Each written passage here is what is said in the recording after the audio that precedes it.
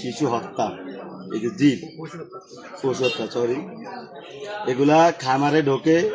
রমাগঞ্জ 1 নং ওয়ার্ড জামাল হাওলাদারের খামারে উনি এইভাবে কয়েক হাজার পাখি মাইরা ফেলতেছে।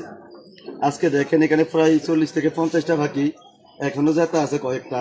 এগুলো এইভাবে বাজদা বাজদা উনি পানিতে ফালাই দেয়, উনার লোক দেয়। এখন এই এই পাখি হত্যার আমরা সুষ্ঠু তদন্ত করে এটা বিচার চাই, সুষ্ঠু তদন্ত করে আমরা এটা বিচার চাই।